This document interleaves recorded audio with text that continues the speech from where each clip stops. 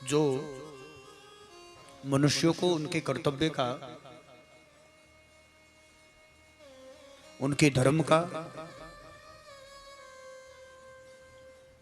मनुष्य जीवन का कर्तव्य क्या है, ये मानव शरीर प्राप्त किस लिए हुआ है, उस मानव का धर्म क्या है, ये मनुष्य शरीर मिला किस लिए है। तो कोई संत ही होगा, कोई सदगुरु होगा जो जीव मात्र को इसका बोध करवा सकेगा।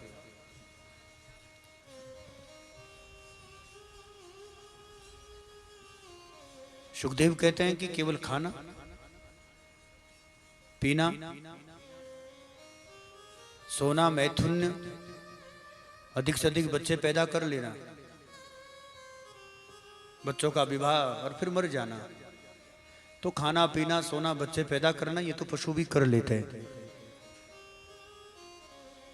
ये मनुष्य शरीर केवल खाने पीने सोने के लिए नहीं मिला है, और ये धर्म मनुष्य का है भी नहीं।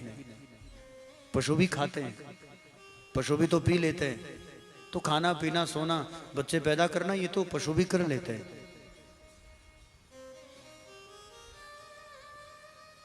और जिनका जीवन केवल खाने पीने कमाने सोने और बच्चे पैदा करने में चला गया है, उनकी प्रशंसा भी कोई पशु ही करेगा। उन्होंने अपना पूरा जीवन तो पशु तुल्य, जैसे पशु अपना जीवन ऐसे ही खाने पीने सोने में व्यतीत कर देते, वैसे ही उन्होंने अपना जीवन ऐसे ही खाने पीने सोने में व्यतीत कर दिया। बंधु, पशु भी खाता है, पशु भी सोता है, पशु भी बच्चे पैदा कर लेता है। तो मनुष्य शरीर केवल इसलिए नहीं मिला है। और भागवत कथा के दूसरे स्कंद में तो यहाँ पर चार चार प्रशंसक दी, चार चार उदाहरण भागवत ने दिए हैं।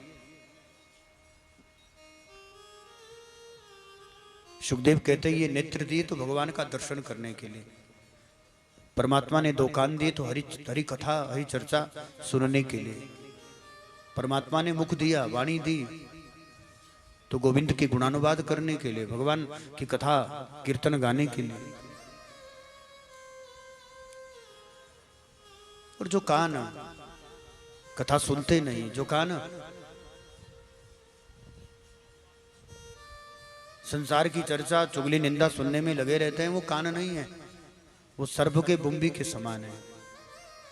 वो श्रवणनंद कान तो उसमें भी होते हैं, जो वाणी गोविंद का गुणानुवाद करती नहीं, भगवत कीर्तन गाती नहीं है, वो जीव भी जीव नहीं है, वो तो बरसाती दादुर और मेंढक की तरह है।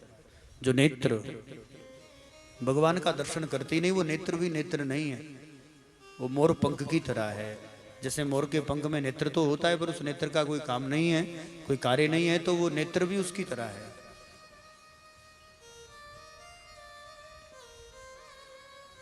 जिनके नेत्र केवल जगत संसार का दर्शन करते हो, जिनके कान केवल संसार की सुनते हो, जिनकी वाणी केवल संसार का ही गुण गाती हो, उन्हें देख करके चार वो तो उनका जीवन तो पशु के तुल्य हो गया है। तो भागवत में चार प्रशंसक है, श्व, विड, वराह और खर। पहला प्रशंसक है बंधु श्वान। श्वान माने कुत्ता। तो प्रशंसा किसकी करता है? कहते कुछ लोग हैं जो संसार में रहकर ना अच्छा करते हैं ना किसी को करने देते हैं। कोई कर भी रहा हो तो, कोई अच्छा कर भी रहा हो तो उसकी टांग खींचने में लगे रहते हैं।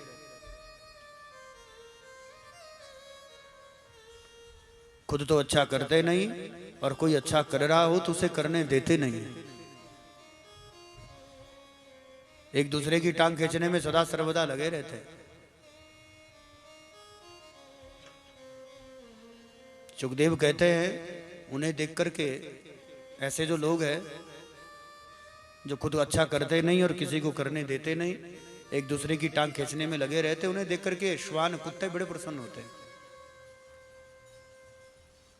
कुत्ता कहता है कुछ भी कहो, बिरादरी तो मेरी है, लगता है मेरी बिरादरी से पैदा हुआ है। किसी गांव में चले जाओ, किसी गली में चले जाओ, कुत्ते का दुश्मन कुत्ता होता है, कुत्ते की टांग खींचने वाला भी कुत्ता ही होता है। किसी गांव का कुत्ता किसी दूसरी गांव में चला भी गया तो गांव के लोग कुछ कहे ना कहें, लेकिन उस गांव के सभी कुत्ते उस कुत्ते के पीछे लग जाएंगे, और कुत्ते की टांग खींचने वाले कुत्ते ही रहते हैं। तो कुछ लोग हैं जो अच्छा करते नहीं हैं, और कोई कर भी रहा है तो उसे करने देते नहीं हैं, उल्टा एक दूसरे की टांग खींचने में लगे रहते हैं। तो उन्हें देखकर कुत्ते बड़े खुश होते, कुत्ते को लगता है कम से कम मेरी बिरादरी का कोई मिल तो गया है।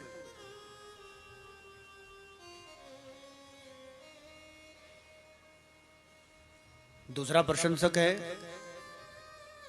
ऊंट। थोड़ा पद मिला, थोड़ा धन मिला, थोड़ी संपत्ति मिली, थोड़ी प्रतिष्ठा मिली, थोड़ा धन मिला, और सेठ जी को देखकर कोई कहता है सेठ जी राम राम, और सेठ जी की गर्दन ऊपर।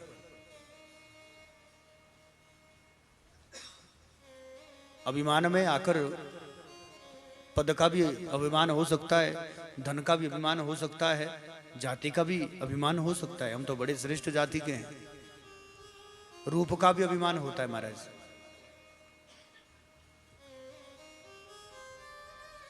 तो जो व्यक्ति अभिमान का सर लेकर डोलता रहता है, उसे देखकर ऊंट बड़े खुश होते। ऊंट कहता देखो मेरी बिरादरी का है।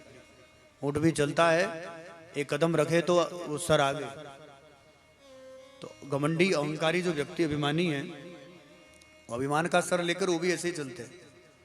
तो जो पद का, धन संपत्ति का, रूप सौंदर्य का, जाति आदि का अभिमान लेकर के घूमते हैं, उन्हें देख करके ऊंट ही खुश होते हैं। ऊंट कहता है कि मेरी बिरादरी के हैं। तीसरा प्रशंसक है वाराह, माने सुअर।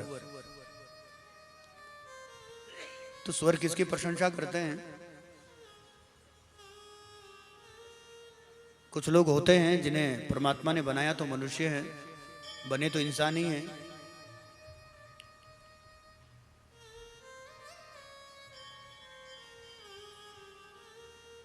लेकिन महाराज जी कुछ भी खा लेते हैं।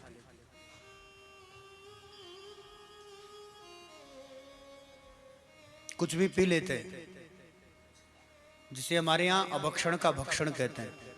जो नहीं खाना चाहिए उसे खा लेना, जो नहीं पीना चाहिए उसे भी पी लेना। तो कुछ लोग ऐसे भी होते हैं जो कुछ भी खा लेते हैं।